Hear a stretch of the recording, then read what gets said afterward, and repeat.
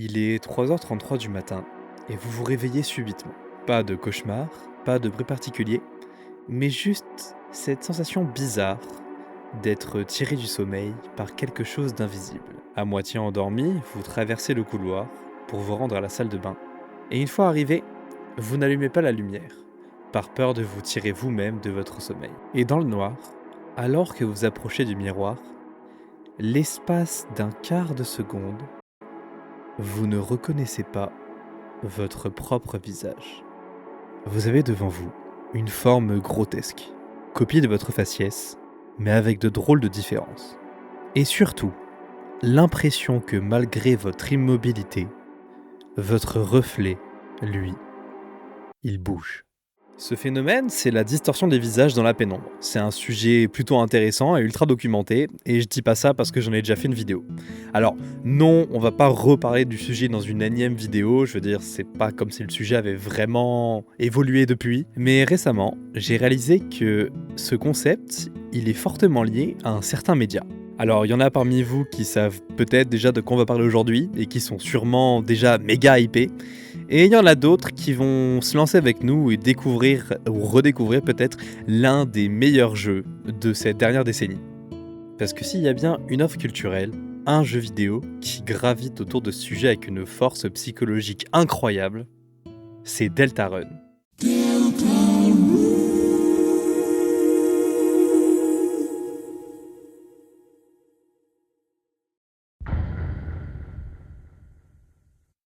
Alors avant toute chose, je tiens à préciser que Deltarune a plusieurs routes, et que dans cette vidéo, je vais pas aborder la Snow Grave Run ou la Weird Route comme elle a récemment été renommée par la communauté. La raison elle est plutôt simple, c'est une run hyper dark au possible qui aborde les sujets de la manipulation mentale, du meurtre et même du suicide.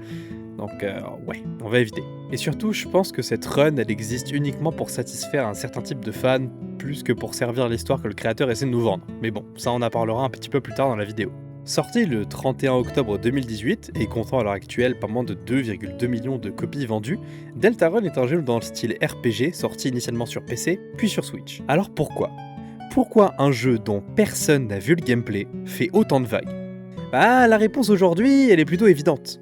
C'est parce que le créateur, Toby Fox, de son vrai nom Robert F. Fox, il n'en est pas à son premier coup d'essai. En effet, il avait déjà traumatisé Internet en 2015 avec son tout premier jeu original, Undertale. Donc pour comprendre le séisme qui a été Deltarune, il faut qu'on rembobine un peu. Dans cette vidéo, on va donc commencer par parler de l'histoire d'Undertale, puis l'histoire de Deltarune, essayer de trouver les liens entre ces deux jeux, et finir par un petit, grand mash-up de théories actuelles sur les jeux. Alors accrochez-vous bien, cette vidéo risque d'être un petit peu compliquée à suivre tant le sujet est vaste et profond, mais je vais faire de mon mieux pour qu'elle soit plutôt accessible à tous. Je vous souhaite un bon visionnage. Personnellement, j'ai découvert Undertale un peu par hasard vers 2018. Il y avait cette fille qui venait d'emménager devant chez moi depuis un certain temps déjà, et on est devenus rapidement de bons potes. Je me suis fait friendzone, et un jour elle m'a parlé de ce jeu comme si c'était un must-see. J'étais un petit peu l'alien du groupe à rien y connaître. Alors grâce à la magie de l'internet, je craque le jeu, pardon Toby, et je lance pour la toute première fois, sans avoir une seule putain d'idée de la dinguerie dans laquelle je viens de me lancer, Undertale. Le jeu s'ouvre sur un texte qui est maintenant culte. Autrefois, deux races régnaient sur la Terre, les humains et les monstres. Un jour, une guerre éclata entre ces deux races. Après une longue bataille, les humains furent victorieux. Ils scellèrent les monstres sous terre à l'aide d'un sort magique. On nous parle donc d'un monde où la magie existe. Cette magie, que ce soit pour les humains ou pour les monstres, elle se catalyse en un point, l'âme. Chez les monstres, elle est plutôt faible, arborant une couleur blanche, ce qui explique sûrement pourquoi ils ont perdu la guerre, mais les humains, eux, possèdent 7 types d'âmes différents, chacun matérialisé par une couleur, et qui a d'ailleurs un impact fort sur le gameplay. On a la patience, en cyan, qui vous permet de ne pas prendre de dégâts en restant immobile, l'intégrité, en bleu, qui soumet votre âme à la gravité, et où vous devez donc faire sauter votre âme pour esquiver, la bravoure, en orange, qui à l'inverse du cyan vous permet de ne pas subir de dégâts en restant en mouvement, la gentillesse, en vert, qui vous attribue un bouclier mobile permettant de dévier certains projectiles, la persévérance, en violet, qui vous coince sur plusieurs lignes horizontales, vous forçant à vous déplacer comme dans Frogger. Frogger, c'est ce jeu, si jamais vous n'avez pas la ref. La justice en jaune qui transforme votre cœur en putain de flingue.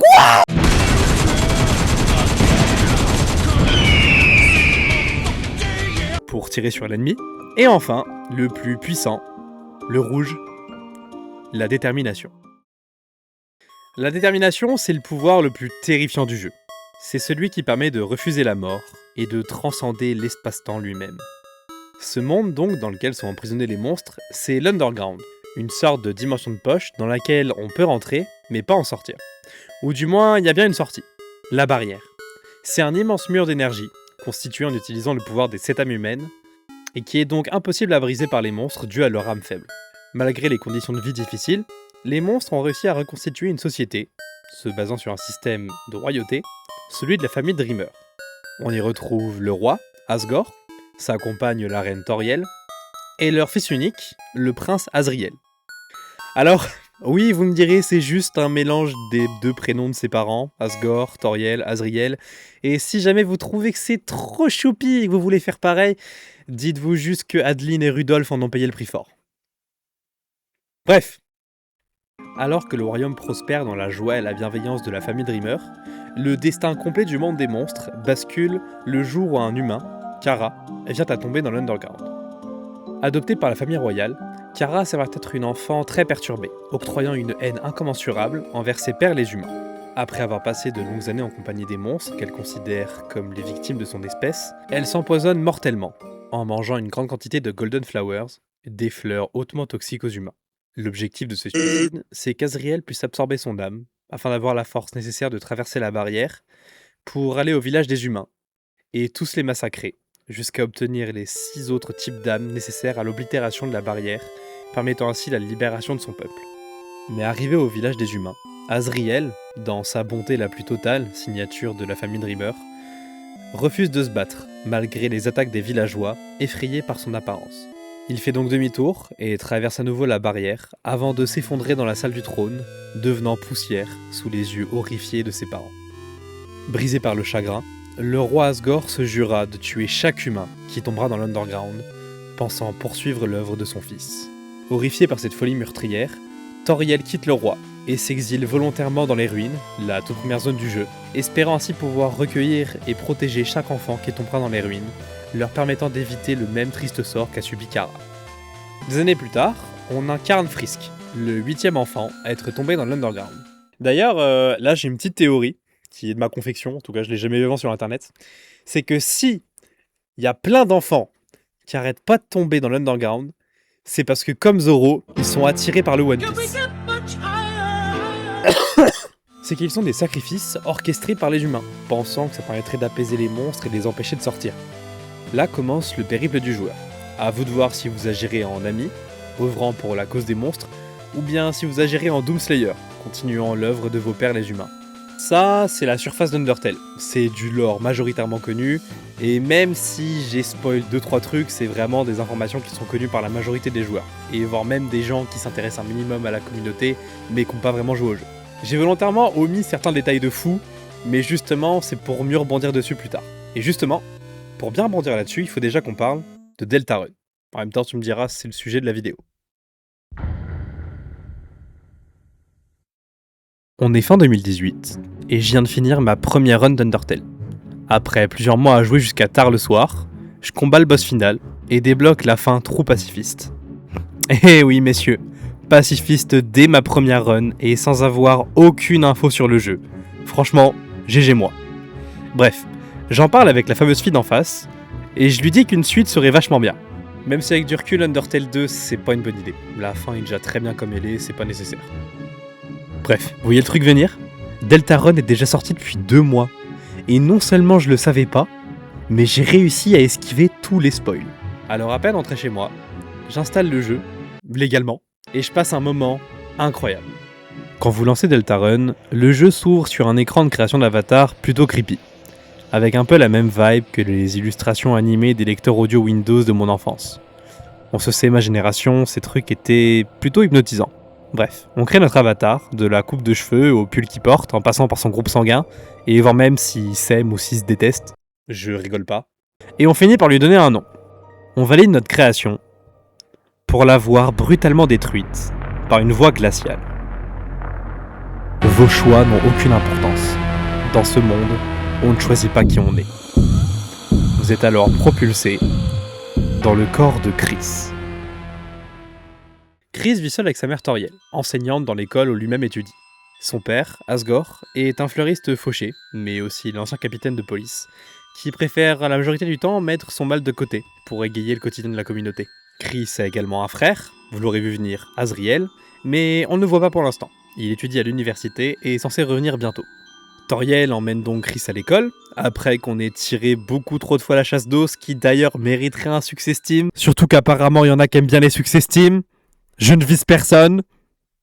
Pierre. Et nous voilà en classe, avec notre enseignante Alphys et nos camarades.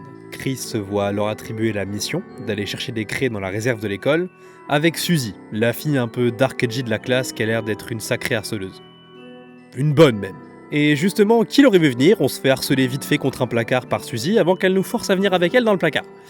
Je pense que là on est très loin de 7 minutes in heaven, là à mon avis on va plutôt passer 7 hours in hell. On va crever.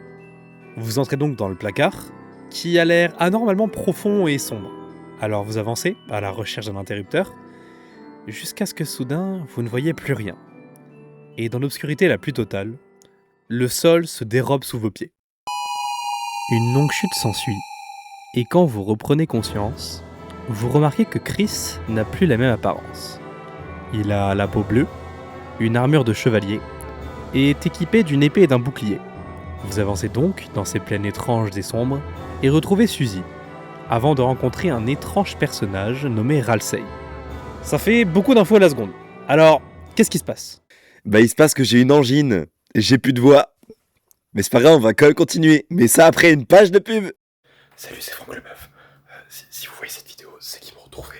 Parce qu'ils veulent pas que vous sachiez que si vous allez sur vendezvotrevoiture.fr, vous pouvez avoir un prix plus avantageux. Ils m'ont trouvé, faut que j'y aille. Vous êtes tombé dans le Dark World, un lieu étrange à la frontière du réel et de l'imaginaire.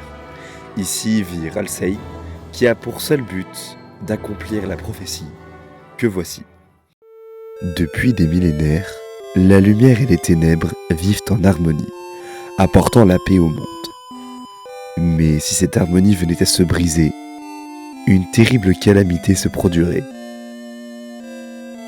Le ciel deviendra noir de terreur et la terre se fendra de peur.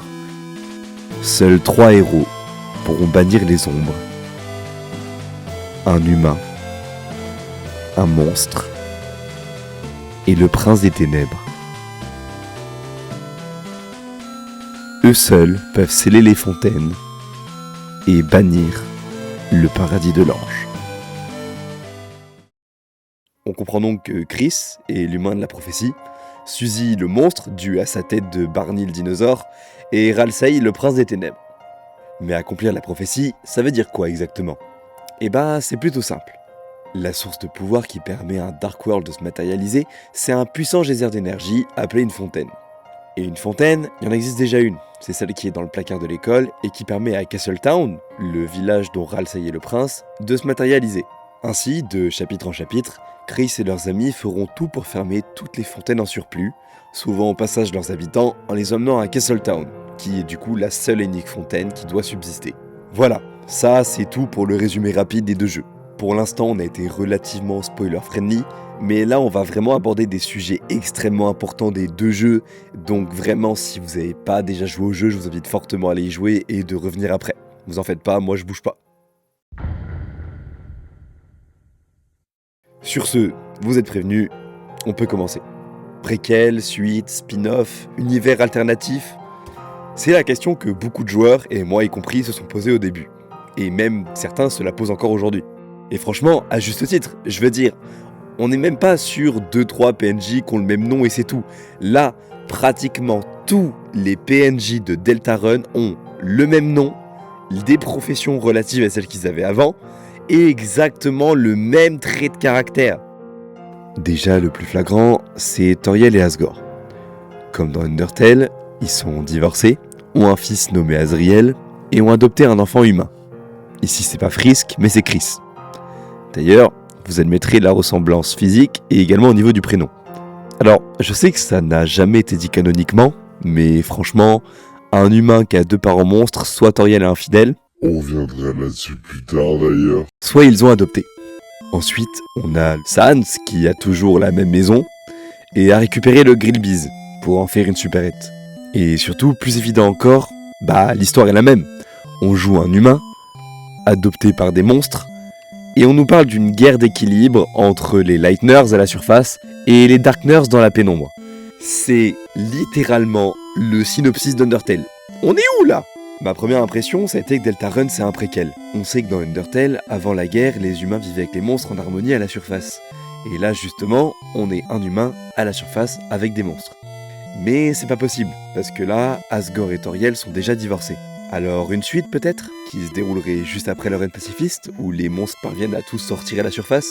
Ça peut pas être ça non plus. Parce que déjà, il n'y a pas de magie à la surface, et surtout, Azriel est toujours en vie, juste il est adulte et à l'université.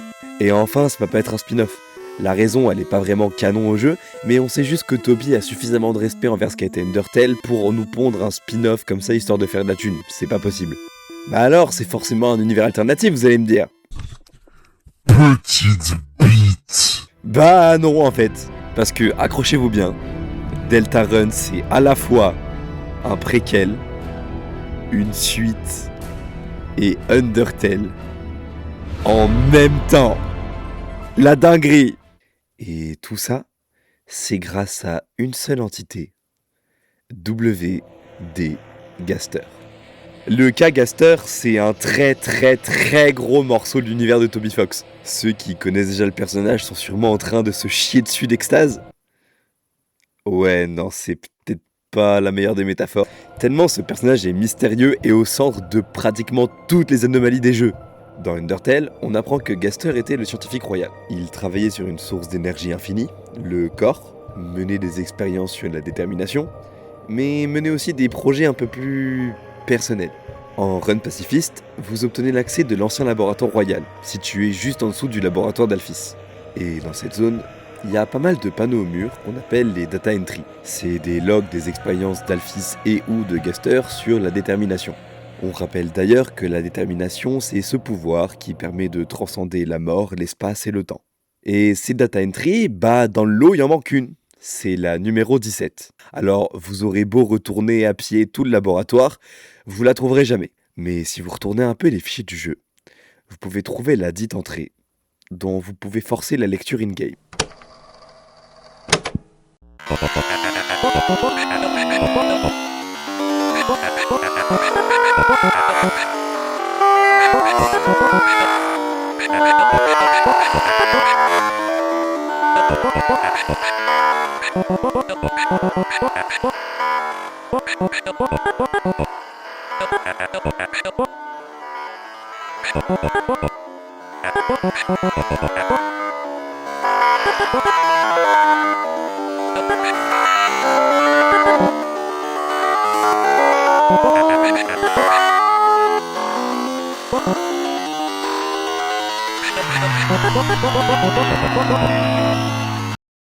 Flippant, hein?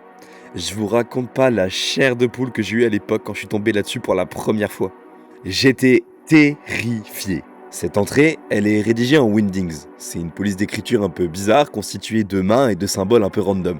On sait donc que c'est Gaster qui a rédigé cette entrée parce que son nom complet, on le rappelle, c'est W.D. Gaster. WD pour Wingdings. Et je développerai ce point juste après. En attendant, voici la traduction de l'entrée pour ceux qui n'ont pas fait Wingdings LV2 au collège. Entrée numéro 17. Sombre. Plus sombre. Encore plus sombre. Les ténèbres continuent de croître.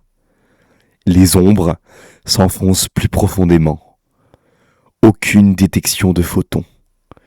Cette prochaine expérience semble très intéressante. Qu'en pensez-vous, vous deux ? Donc là, on a déjà pas mal d'infos importantes. La première, c'est que Gaster a une police d'écriture qui lui est unique. Et c'est pas le seul. On a déjà Sans qui parle en Comic Sans et Papyrus qui parle, en Papyrus. Donc c'est indéniable que ces trois personnages soient liés. Surtout qu'à la fin de l'entrée 17, Gaster dit « Qu'en pensez-vous, vous deux ?» Donc je pense qu'il était pas tout seul pendant l'expérience et que les deux personnes avec qui il était, c'est sûrement Papyrus et Sans. Ou alors peut-être Asgore et Alphys, mais bon, je pense pas. Et d'ailleurs, cette expérience, elle vous rappelle rien ? Une expérience qui semble viser à créer une obscurité absolue ? Une absence de lumière dans laquelle l'imaginaire prend forme pour créer quelque chose de nouveau ? Un monde obscur ? Un dark world ? Donc là, on a déjà notre premier lien fort et évident entre les deux jeux. Mais on va continuer de creuser encore un peu. Et pour ça, on va devoir parler de l'ennemi numéro 1 des joueurs novices qui veulent se lancer dans le deep lore de Deltarune. J'ai nommé la Fun Value.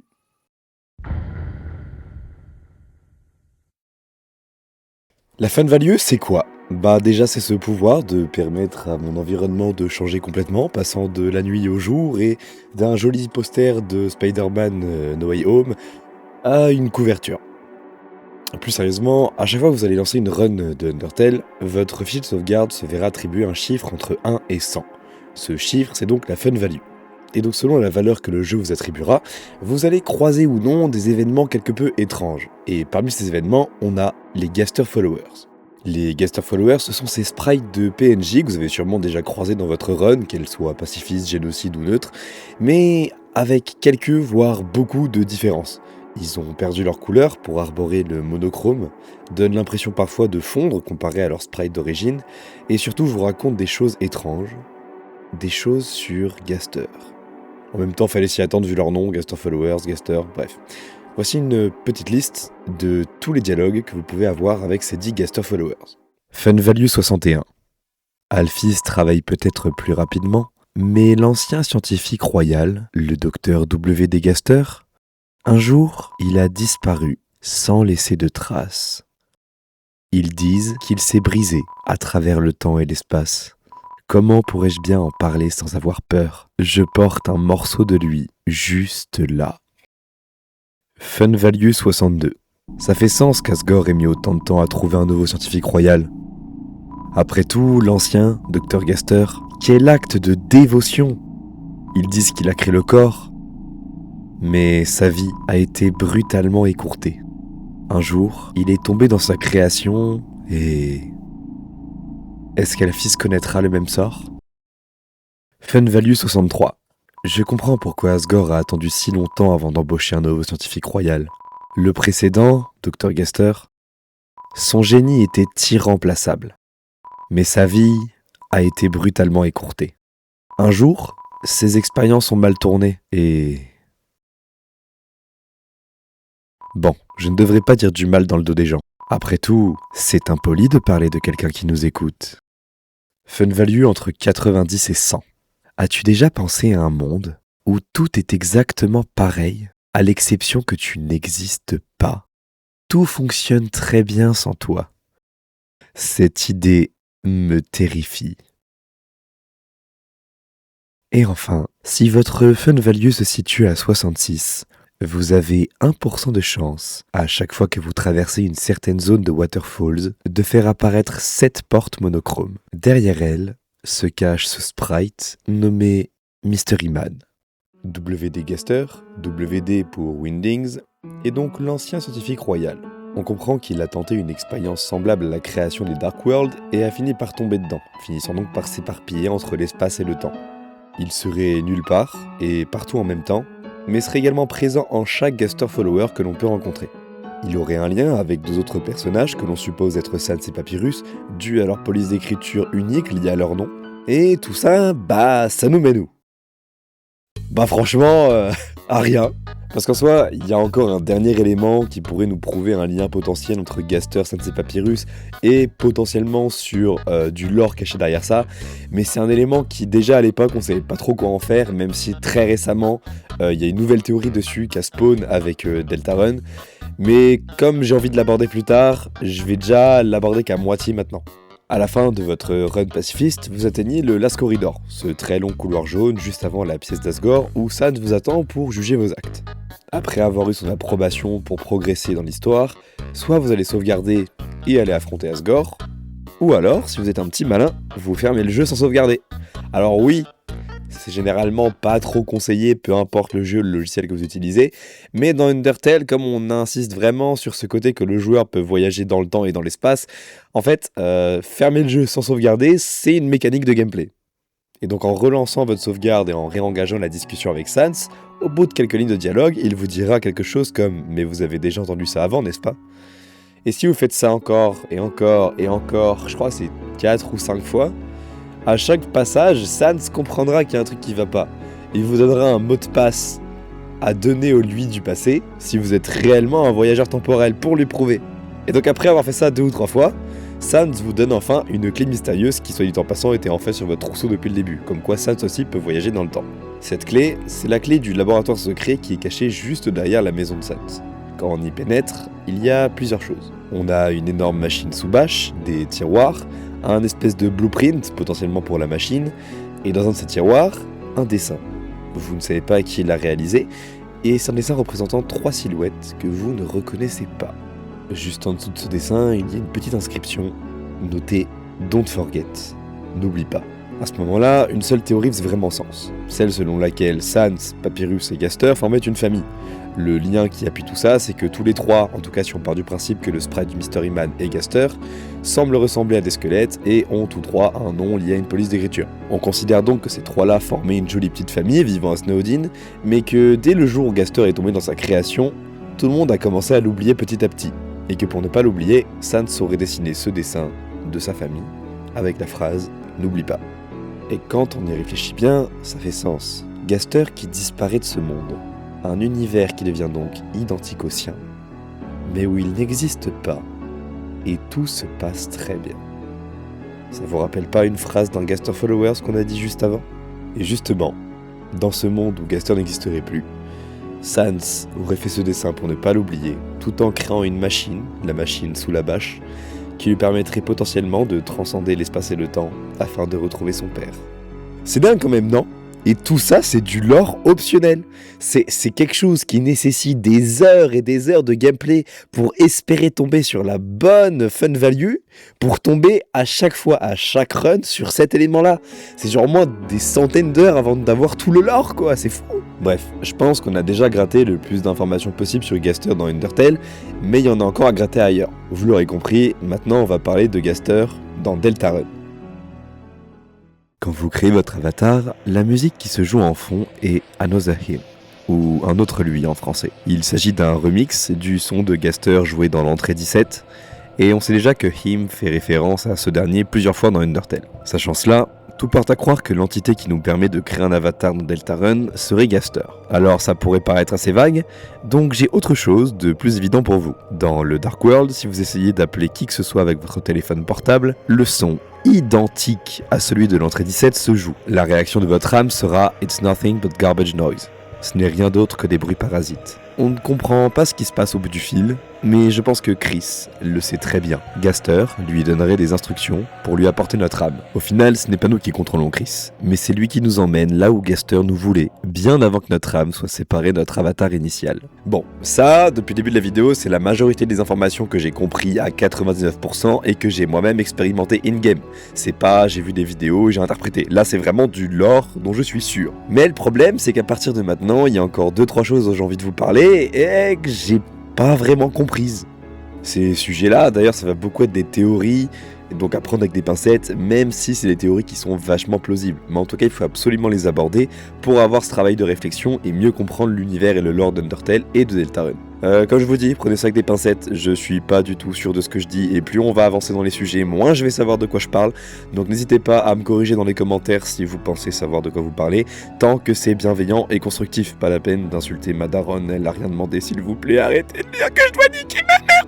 Si tout à l'heure j'ai dit que Deltarune c'était à la fois une suite, un préquel et un univers alternatif à Deltarune, c'est parce qu'il y a une théorie selon laquelle les jeux se dérouleraient dans le même univers. Alors là comme ça peut paraître bizarre, mais c'est grâce à une théorie que j'ai appelée la Loop Theory. C'est une théorie que j'ai vu passer mais j'ai pas vraiment vu de nom attribué dessus, donc c'est comme ça qu'on va l'appeler, théorie de la boucle. Elle a pour base que tout Undertale, tout le jeu Undertale, se déroulerait dans la cuisine de Toriel de Deltarune. Alors, ça a l'air de sortir de nulle part, mais accrochez-vous, j'ai une explication. En gros, à un certain moment du jeu, on apprend que le Roaring Knight, c'est pas la seule entité qui peut créer les Dark World. Il y a aussi Chris.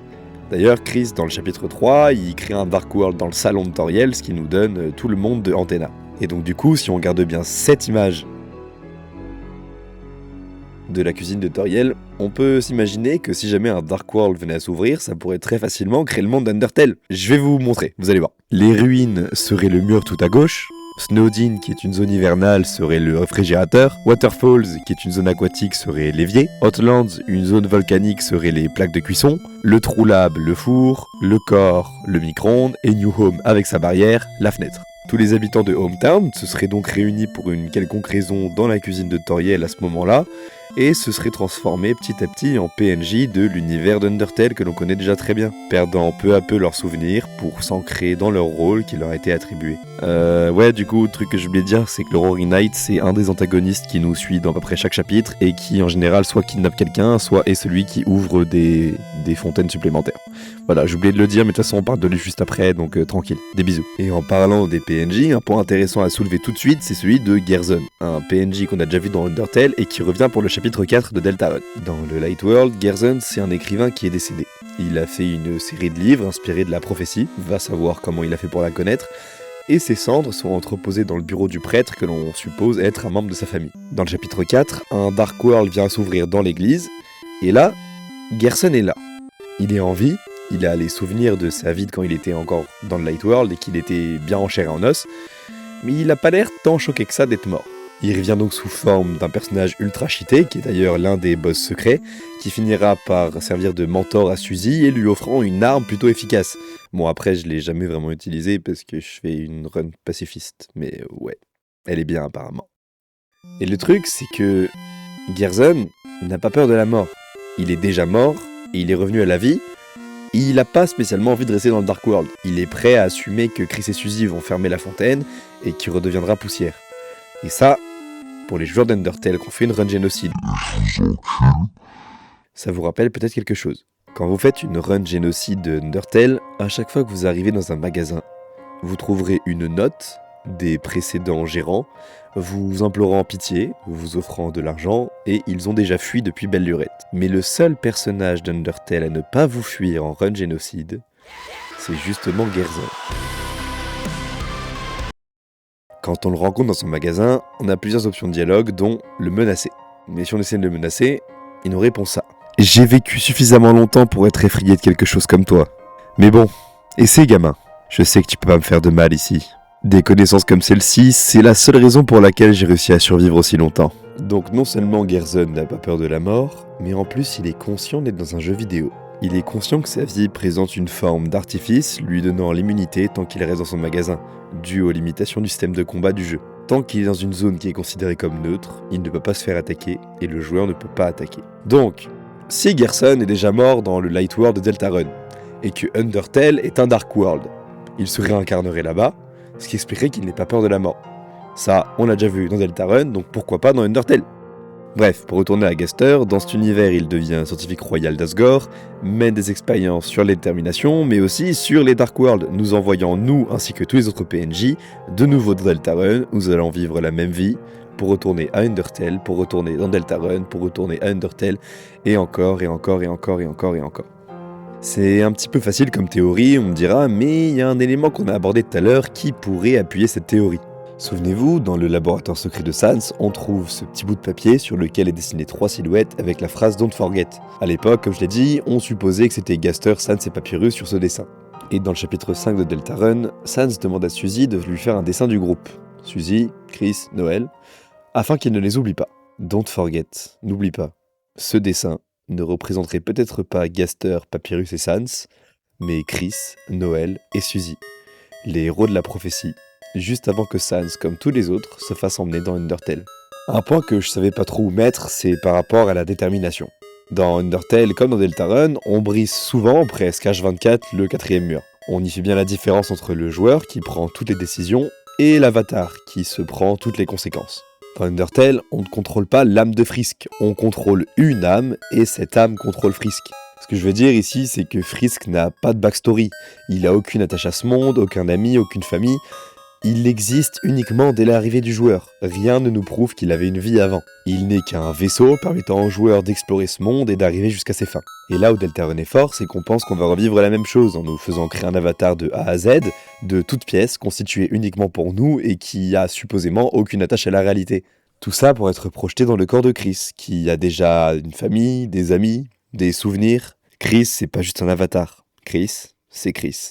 Le jeu nous fait bien comprendre que ce garçon s'en sortait bien avant notre arrivée et qu'on n'a rien à faire là. Et justement, cette âme qu'on contrôle, j'arrive pas à savoir si c'est la même que dans Undertale ou si c'en est une autre, mais qui est aussi liée à la détermination, voire même ce serait pas une création de Gaster. Et Toby nous troll un peu avec ça. Par exemple, dans le chapitre 1, après avoir refermé la première fontaine, on peut explorer librement Hometown et parler avec Sans. En première interaction, on peut lui dire qu'on est content de le revoir, ce à quoi il répondra que lui aussi, mais c'est bizarre vu qu'on ne s'est jamais vu. Ici, ce n'est pas Chris qui est content de revoir Sans, mais l'âme, le joueur, qui a déjà vécu les événements d'Undertale, et qui, grâce à cette âme de détermination, peut voyager entre l'espace et le temps, entre Undertale et Deltarune. Et quand je dis que Toby troll, c'est parce qu'on peut aussi demander à Sans s'il connaît notre mère, ce à quoi il répond qu'il a étudié avec elle hier soir. What the fuck, mec? Ok, il me reste encore 3 points majeurs à aborder, et vraiment, plus on va avancer, plus je vais être perdu, donc accrochez-vous bien. Friend. Friend, je l'ai déjà croisé, comme beaucoup, mais je m'y suis jamais intéressé. Pas comme beaucoup. Vraiment, je vois des théories de zinzin sur lui partout sur internet. Alors que de mon côté, j'ai l'impression d'avoir vraiment raté toutes les infos sur lui in-game. C'est un truc de fou. Le mec, il est là, mais je sais pas à quoi il sert. Et vraiment, mais je comprends rien aux vidéos sur le sujet, c'est tellement elles sont complexes. C'est des théories qui prennent 3 heures de vidéo. Et j'ai compris 3 infos. Donc, Friend, c'est ce PNG, pas ce PNJ, ce PNG d'un sourire avec un œil jaune et un œil rose, qui est présent un petit peu partout dans les fichiers du jeu. D'ailleurs, un œil jaune, un œil rose, je sais pas vous, mais moi ça me rappelle Spamton, le boss optionnel du chapitre 2. Et d'ailleurs justement, quand on est en chemin vers ce fameux boss fight contre Spamton, on peut voir un bref instant dans la pénombre le visage de Friend qui nous observe, comme s'il était envoyé par Gaster pour surveiller que son plan se déroule à la lettre. On sait que Gaster a le contrôle de Deltarune, du jeu Deltarune. Et dans les fichiers, ce PNG du sourire s'appelle friend_image. Comme on sait que c'est Gaster qui a lancé la procédure de fabrication d'avatar et que les morceaux d'avatar sont nommés de la même façon que friend_image, on comprend donc que c'est Gaster qui l'a nommé ainsi et qu'il le voit comme un ami. Friend et Gaster travaillent forcément ensemble. Et c'est là qu'il y a une théorie de fou que j'ai presque rien compris. C'est la Root Theory, ou la théorie de la racine. En gros, ça dit que, de base, Noël jouait à un jeu où il faut élever des chats sur son ordinateur. Et un jour, après avoir cliqué sur un spam chelou lui promettant un truc rare, il y a un œuf qui a pop sur son ordi. Elle n'a jamais réussi à le faire éclore, mais l'a quand même chouchouté comme un chat normal. Et un jour, il est parti de joie.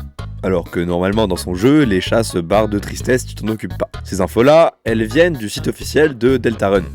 Si tu fouilles bien un peu partout, il y a une page où c'est le blog de Noël. Bref, fast forward au chapitre 3, et le boss secret, c'est un vêtement vivant qui s'appelle Iram, E-R-A-M. Et une de ses attaques, c'est de faire spawn plein de chats noirs avec un œil jaune et un œil rose. Fast forward encore au chapitre 5, après avoir vaincu Mew Mew, le boss secret, et s'être fait croquer par Friend, Mew Mew nous dit qu'un danger approche, que c'est un chat ou alors un mec qui a plein de chats, je sais pas trop, et qu'il aime les protéines, et que si jamais il en veut, bah il fera tout pour les avoir et qu'il faut cacher nos protéines. Ok, non mais parce que là, non, parce qu'il y a un PNJ dans chaque chapitre à trouver, nommé The Man, qui se cache derrière des arbres et nous donne des œufs. Et les œufs, c'est plein de protéines. Ouais. Je parle toujours de Deltarune là. Donc, si j'essaie de résumer ce que j'ai compris. On a Spamton, sous les ordres de Gaster, qui envoie un spam à Noël contenant Friend. Friend se fait élever par Noël, comme si c'était un chat classique, ce qui fait qu'il a une apparence de chat dans les attaques d'Iram. Et une fois qu'il a été élevé par Noël, il se casse pour rejoindre l'armée de Gaster et faire des trucs de méchants avec Iram et le Roaring Knight. On en parle juste après. Cette jolie équipe d'antagonistes, la commu, elle les a appelés le Shelter Crew. Parce qu'en gros, en bas de Hometown, il y a un bunker qui est verrouillé et la trame principale de Deltarune, quand t'es dans le Light World, c'est d'aller dans ce putain de bunker dont on n'a toujours pas accès. Et tout le monde sait que les méchants, bah justement, ils se cachent dans ce bunker. Donc forcément, Sheldon Crew. C'est trop drôle. Vraiment. Il y en a qui pensent aussi que c'est Friend qui nous propulse dans le corps de Chris, mais je pense que ça mettrait des bâtons dans les roues à Gaster, donc je sais pas trop. Ça fait pas trop sens. Juste, les gens font des théories de zinzin sur Friend, comme quoi il serait super dangereux, qu'il serait potentiellement le boss final, voire un des boss annexes, et qui serait responsable de la disparition de Death December, la sœur de Noël, et qui voudrait manger mes protéines. Vas-y, nique ta mère. Le Roaring Knight, ce perso beaucoup trop cheaté, beaucoup trop fort, qui m'a forcé à modifier les fichiers de mon jeu pour avoir une défense de zinzin, pour choper son Shadow Crystal. Je vous emmerde, je fais ce que je veux, au bout d'un moment, nique ta... Bref, tout le monde se bat pour savoir qui c'est. Il y en a qui disent que c'est Death December, comme j'ai dit avant, c'est la sœur disparue de Noël, qui était d'ailleurs très pote avec Azriel. Ce qui serait vachement plausible, puisque Asgore, on le sait dans le chapitre 4 et 5, non seulement connaît l'existence des Dark World, mais en plus dit avoir été témoin de la disparition de Death, et avoir vu un truc horrible qu'il a pas dit aux autres pour les protéger. Il y en a qui disent aussi que ce serait la daronne de Noël, vu comment elle est froide, ce serait possible, surtout qu'on sait qu'elle a un pacte secret avec Chris, mais on sait pas c'est quoi, vu qu'il a été réalisé avant que le joueur prenne possession de son corps. Il y en a aussi qui disent que c'est le daron de Noël. Ces gens-là, niquez-vous. Mais il y a une théorie que j'ai appris ce matin et qui va me forcer à briser mon disclaimer de début de vidéo, comme quoi je refuse de parler de la Weird Route.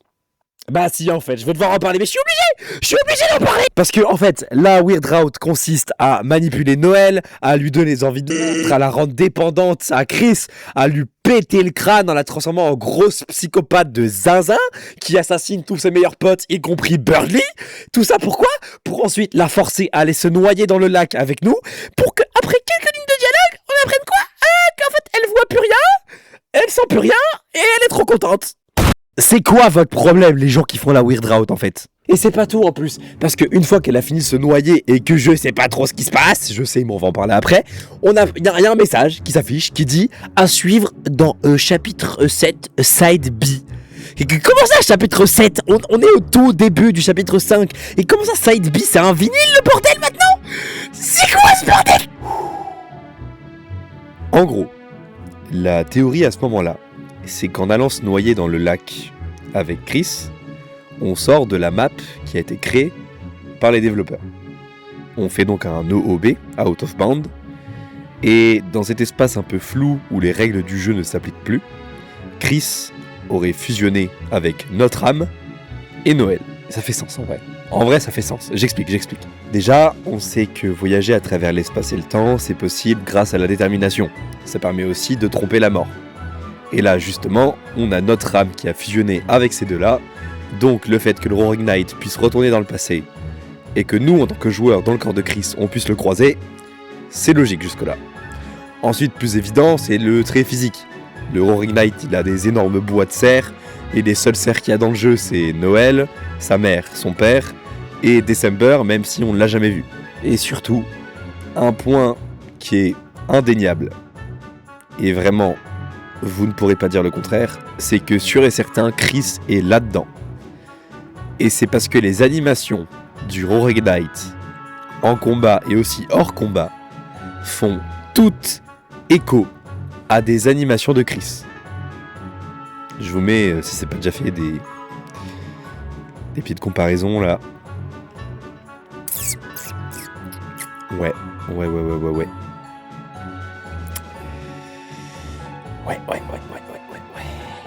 Tu veux que je te dise quoi en fait ? J'y comprends plus rien. Ça fait du sens, ça a pas de sens. Gaster serait Gold Roger.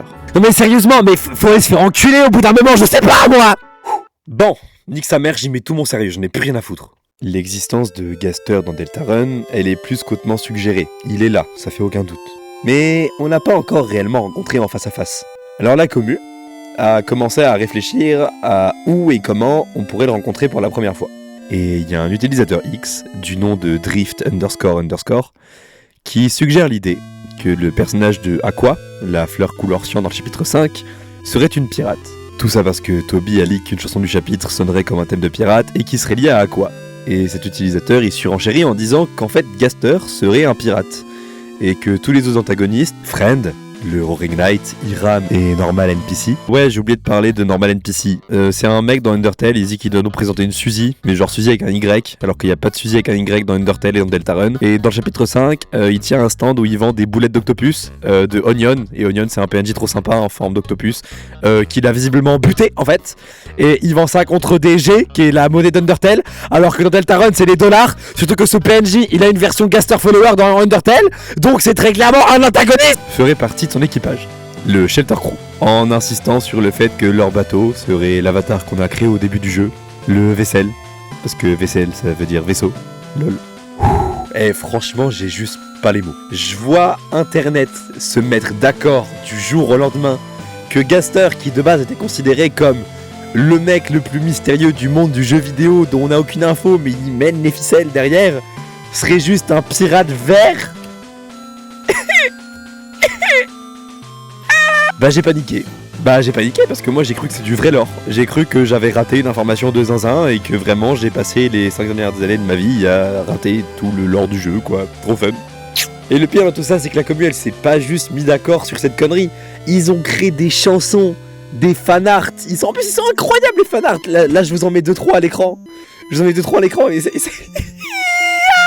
tout ça vient d'une blague de la communauté. Rendez-vous compte, ce n'est pas du lore officiel. Mais connaissant Toby, il va forcément faire une référence à ça dans le prochain chapitre. Parce que déjà qu'il y a cette chanson, qui a été référencée dans Deltarune avec Asgore qui avoue avoir assisté à la disparition de Death et qui parle aussi de son camion, que l'on voit juste là. Et maintenant, il y a cette chanson. Et tu sais quoi, mais c'est même pas fini là, parce que là, ce matin, je me lève pour relire mon script et commencer à record. Et je vois quoi ? La commu s'est mis d'accord pour dire qu'en fait, non seulement c'est un pirate et il est vert, mais en plus c'est gros de moi moche et méchant. Ah, mais ta mère la pute au bout d'un moment, ta mère la pute. Tout ça, pourquoi ? On en a terminé globalement pour les points que je voulais aborder. Donc là, qu'est-ce qu'on a à retenir de ça ? Déjà, c'est que j'ai une angine d'enculé. Ça, je pense que vous l'aviez compris. En plus, je tourne ça sous angine, quoi. Je tourne ça sous angine. Angine, le nez. Angine, c'est hard. Au cas où je vous le redis, j'ai une angine d'enculé. Undertale et Deltarune, c'est des jeux extrêmement complexes. Au premier abord, on fait croire que ça va être un RPG classique. Ensuite, on vous met sur le tapis le côté moral, en mode est-ce que vous êtes sûr de vouloir tuer tout le monde ?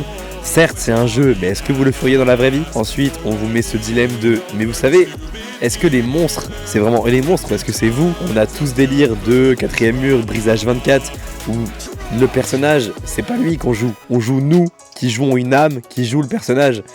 On a cette question d'identité. Vous savez quoi, il y a plus de cut, l'intro elle sera comme ça, je n'ai plus rien à foutre. À se demander si au final est-ce qu'on est légitime de jouer à ce jeu, est-ce qu'au final le monde se porterait pas mieux si on jouait pas au jeu. Ça on nous le fait souvent comprendre après une run génocide dans Undertale, quand on relance une autre run où des PNJ nous disent mais franchement juste laisse-nous tranquille, laisse-nous être heureux. Déjà ça, Toby trop smart, les musiques sont incroyables, la communauté est trop drôle. Vraiment Gaster, pirate vert quoi, je sais pas putain. Bref, le but de cette vidéo c'était surtout de permettre à des gens qui ont envie de se lancer un peu dans le lore ou qui s'y intéressent de loin, d'avoir une première plongée avant de vraiment taper dans du deep lore de malade mental. Je veux dire, rien que moi je vous l'ai dit, j'ai pas compris les 3/4 des théories que la communauté elle aborde en ce moment, mais ça me fait plaisir de pouvoir l'aborder comme ça parce que même moi ça me permet de me replonger là-dedans et d'essayer de mieux comprendre ce qui se passe. Donc merci d'avoir regardé cette vidéo, j'espère que vous avez apprécié, j'espère qu'une certaine personne qui regarde cette vidéo aura enfin envie de jouer au jeu même s'il n'y a pas de VF.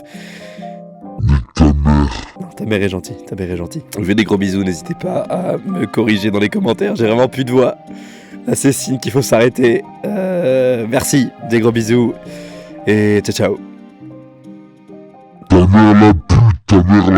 Driving in my car right after a beer. Hey, that bump is shaped like a deer. DUI, how about you die? I'll go 100 miles an hour. Little do you know, I filled up on gas. I'm a kid, you're bound to make an ass. Pulverized as fuck with my fucking truck. It seems you're out of luck. Truck! Here's to my right, mirror. here in my left hand, leaving my seventh red light in the past. Sorry, Miss Undyne, I don't get the signs. The king has come to drive.